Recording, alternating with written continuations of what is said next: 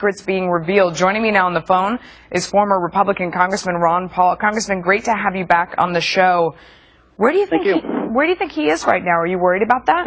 I have no idea. Yeah, I'm worried about somebody in our government might kill him with a cruise missile or a drone missile. I mean, we live in a bad time where American citizens don't even have rights and that they can be killed. But the gentleman is trying to tell the truth about what's going on. He's not defecting. There's no signs of that happening. It's a shame that we're in an age where people who tell the truth about what the government's doing gets into trouble. We have a CIA agent in prison today because he told us that there was torture going on in Guantanamo. So this is not good that the American people are spied on. No, it's definitely not good. And the secrets are kept. You know, the government is secret. That's not the way it's supposed to be. It's supposed to be the other way around. But you heard the quote that we played at the very beginning where he talked about the fact that it would be easy for him to sell secrets to Russia, and that is a major concern today as well. Yeah, but you also heard it said that wasn't his intent. He can say anything, though. You feel confident that he's not going to do that? Absolutely. I mean, that would be my assessment. Yes.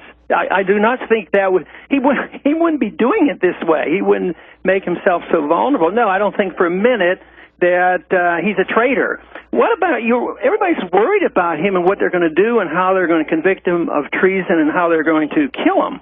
But what about the people who destroy our Constitution? What kind of penalty are those individuals who just take the Second or the Fourth Amendment and destroy it? What do we think about people who assassinate American citizens without trials and assume that that's the law of the land? That's where our problem is. Our problem isn't with people who trying to tell us the truth about what's happening. I mean, Daniel Ellsberg did it. Daniel Ellsberg. Hang on.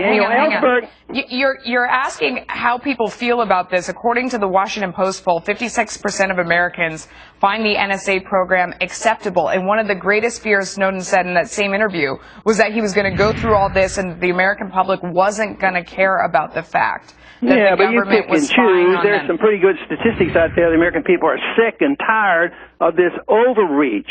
And yes, the propaganda is out there that if you're not for NSA spying on people, then you're un-American, you're unpatriotic, and you hate America. That's all the propaganda. But what if you're a strict constitutional and civil libertarian? You'd have a different opinion. What about obeying the Constitution? What's so horrible about that? Do you think the majority of Americans are disturbed by what they found out, and do you think that they will react and do something about it?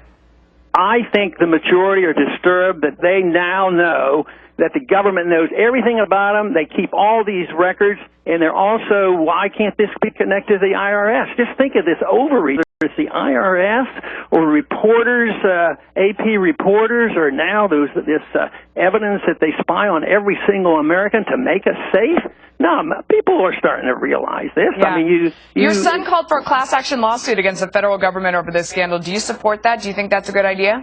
I think anything like that to call attention to it.